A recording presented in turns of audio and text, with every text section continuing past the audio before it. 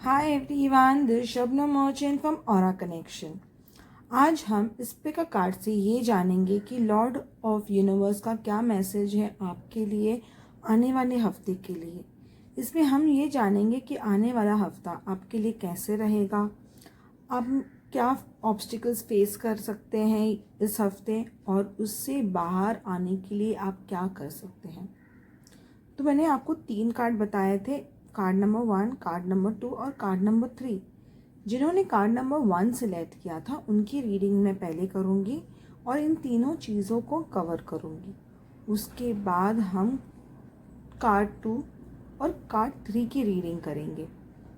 उससे पहले आपको एक छोटी सी क्रिया करनी है। हर बार की तरह आंखें बंद करनी है, 3 गहरी सांसें नाक से लेनी है और मुंह से छोड़नी है। ऐसा करने से आपका माइंड, मन और अच्छी तरह से रिलैक्स हो जाएगा।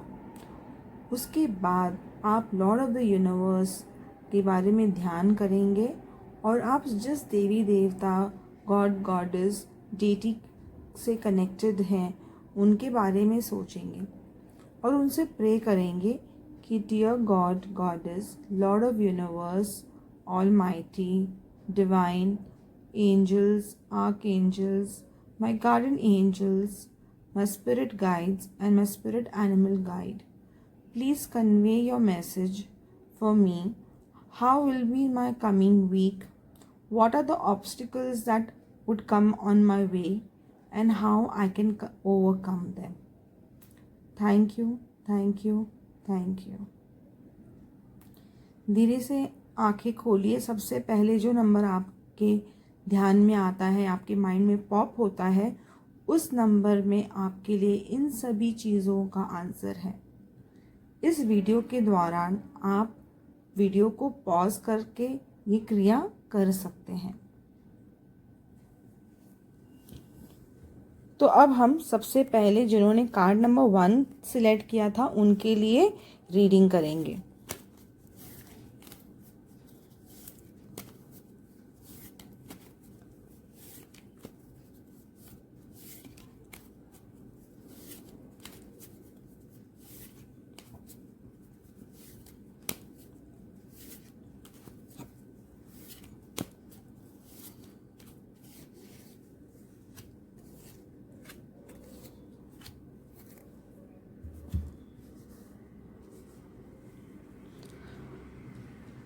ये रीडिंग है कार्ड नंबर 1 के लिए।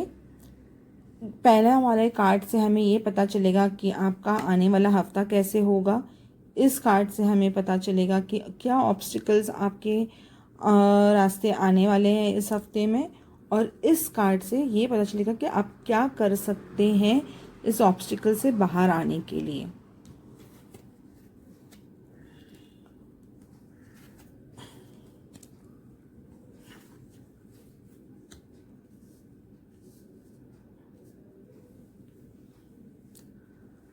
जिन्होंने कार्ड 1 सिलेक्ट किया था वो इस हफ्ते बहुत ज़्यादा डोमिनेशन मोड में चले जाएंगे। उन्हें किसी की सुननी नहीं है और ना ही किसी का कुछ बताया हुआ देखना है। इसके वजह से आपके फाइनेंसेस में बहुत इश्यू आ सकती है, आपके रिलेशनशिप्स में बहुत इश्यू आएगी और आप अपने आप को क्लोज कर लोगे। उसके वजह से अगर आपको किसी चीज़ से नॉलेज मिल रही है, कुछ ज्ञान मिल रहा है, तो उस चीज़ों को भी आप ओपनली नहीं एक्सेप्ट कर पाएंगे। इसलिए चीज़ें आपसे अलाइन नहीं होगी और आपका परमात्मा से भी शायद डिस्कनेक्ट हो सकता है। तो ये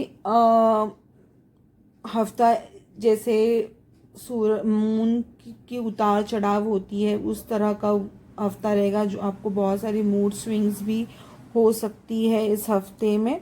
तो आपको दूसरी कौन सी ऑब्स्टिकल्स आएंगी वो मैं बताती हूँ। इस कार्ड से पता चलता है कि कौन से ऑब्स्टिकल्स आएंगे। तो जैसे मैंने आपको पहले कार्ड से बताया था कि आपका हफ्ता कैसे रहेगा, इस कार्ड से ये पता चलता है कि आप को फाइनेंशियली बहुत ज़्यादा लॉसेस हो सकते हैं, बहुत ज़्यादा कठिनाई आ सकती है और आपके इर्द गिर्द बहुत ज़्यादा नेगेटिविटी हो सकती है इस हफ्ते में।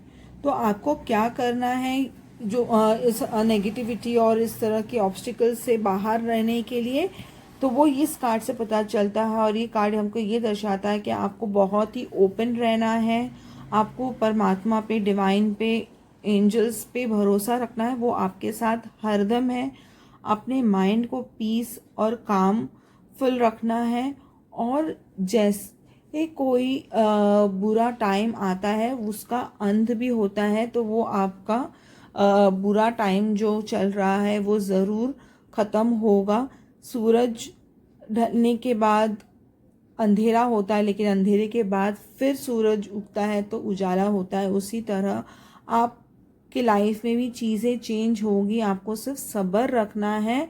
और आपको एक और चीज़ का ध्यान रखना है और समझना है कि कमल जो इतना ब्यूटीफुल फ्लावर है, जो माँ लक्ष्मी को भी बहुत पसंद है, विष्णु भगवान को भी बहुत पसंद है, वो उगता कीचड़ में ही है। अगर एक कमल इतना ब्यूटीफुल फ्लावर कीचड़ में उग सकता है, हमें वो इतना ब्यूटीफुल अट्रैक्शन दे सकता है, तो आप भी किसी भी तरह की नेगेटिविटी के साथ इर्द गिर्द में फंसे हो, आप भी कमल की तरह मुस्कुरा सकते हैं। आपके लिए ये भी इन मैसेज है यूनिवर्स का कि आपको आपकी नॉलेज पे और आपके एजुकेशन पे ध्यान देने की काफ़ी ज़रूरत है इस हफ्ते। आप चीज़ों को बहुत ज़्यादा सीरियसली ले रहे हो। हर चीज़ का मौसम आता है और बदल जाता है, वैसे चीज़ें आपके लिए ज़रूर बदलेगी। तो आपको इन सब चीज़ों का ध्यान रखना है। और मैं आपसे यही विनती करूँगी कि आप इस चीज़ का ध्यान रखें कि आपके इर्द गिर्द जो नेगेटिव लोग हैं उन पर ध्यान ना दें। आपका जो गोल है, आपका जो फोकस है, उस पर ध्यान दीजिए।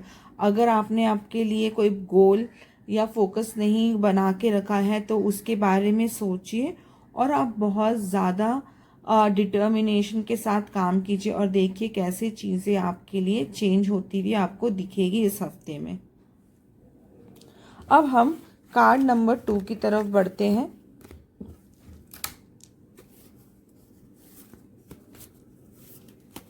जिन्होंने कार्ड नंबर 2 सिलेक्ट किया था या जिनके माइंड में 2 नंबर पॉप हुआ था, उनके लिए हम देखेंगे कि कैसा होगा हफ्ता।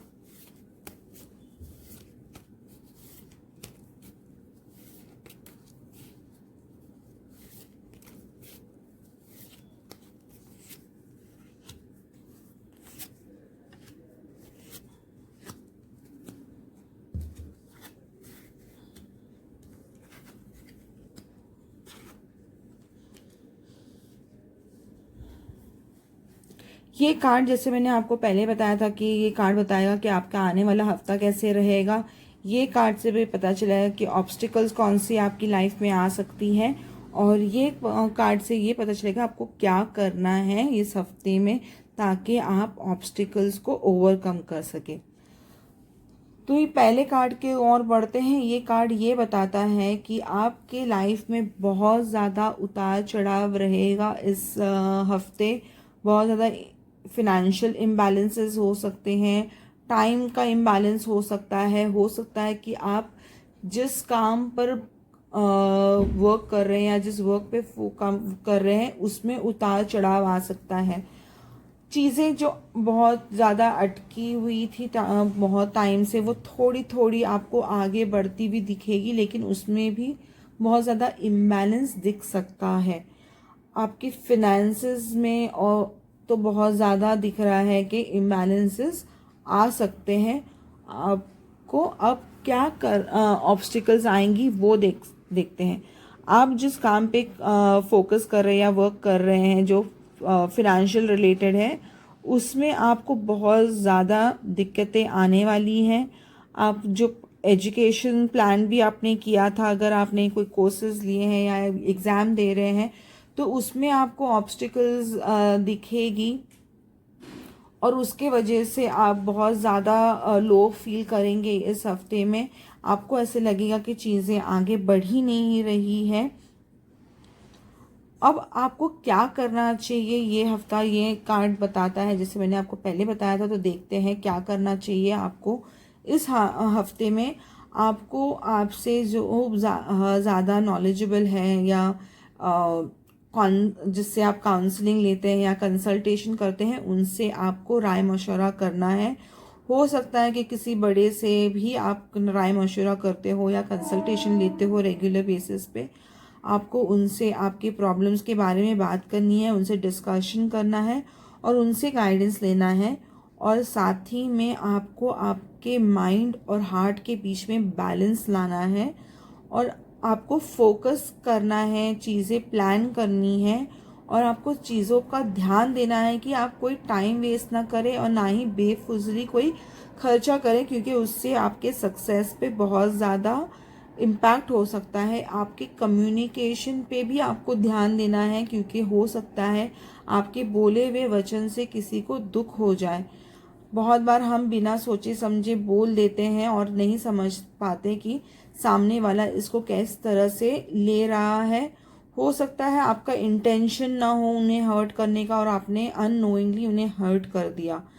किसी का मन दुखाना अच्छा नहीं होता है, तो आप प्लीज़ आपकी कम्युनिकेशन पे ध्यान दीजिए, आपके फाइनेंस पे ध्यान दीजिए, जहाँ पे आपको बेफुजली खर्चे से बचना है। और इस चीज़ों का आप जब ध्यान दोगे तो आप देखोगे कि आपकी पर्सनल लाइफ, आपकी रिलेशनशिप्स भी अच्छी होनी होगी। ये सारी बातें मैंने कार्ड नंबर 2 के लिए बताई है। अब हम बढ़ते हैं कार्ड नंबर 3 की ओर।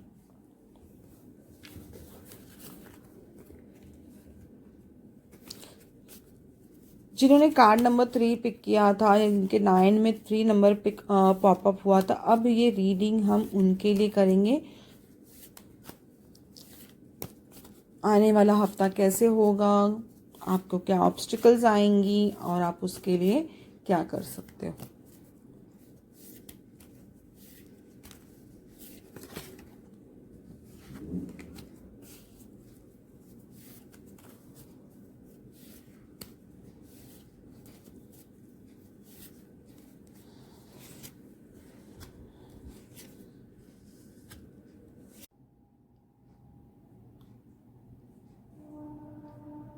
जिन्होंने कार्ड नंबर 3 किया था, उनकी अब रीडिंग करते हैं।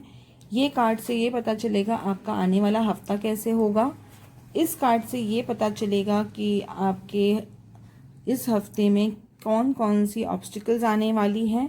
और इस कार्ड से पता चलेगा कि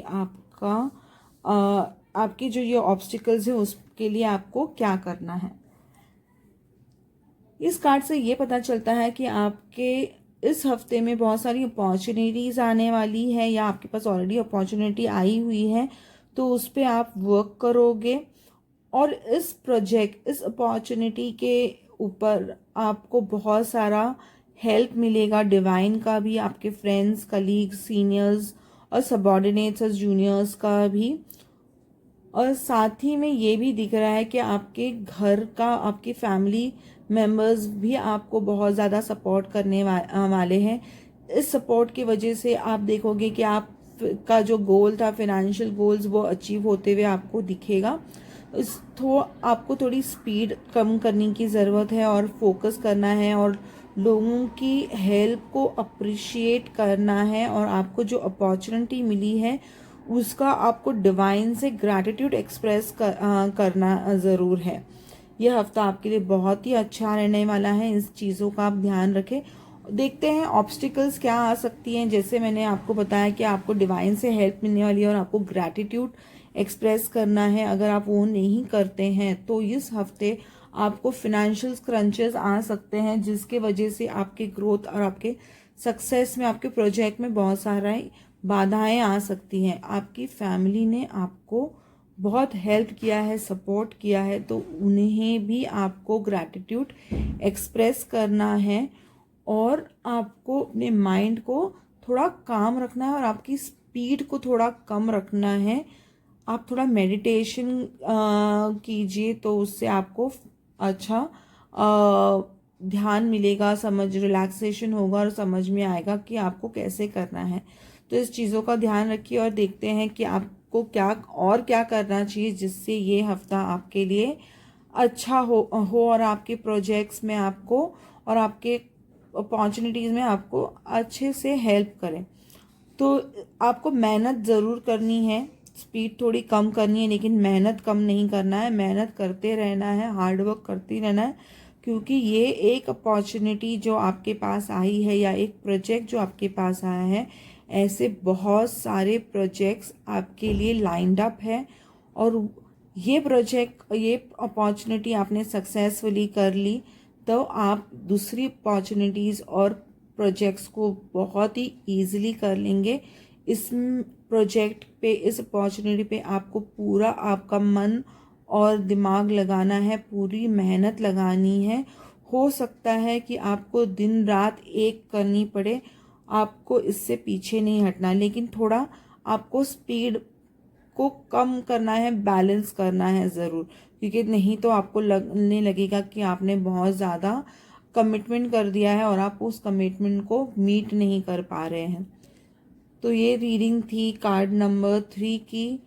आई होप ये रीडिंग आपसे रेजोनेट हुई। ये जनरल रीडिंग है। अगर आपको पर्सनलाइज रीडिंग चाहिए तो आप मुझसे कांटेक्ट कर सकते हैं। मेरे कांटेक्ट डिटेल्स डिस्क्रिप्शन बॉक्स में डाला गया है आपके लिए। Thank you so much. Stay connected. Goodbye.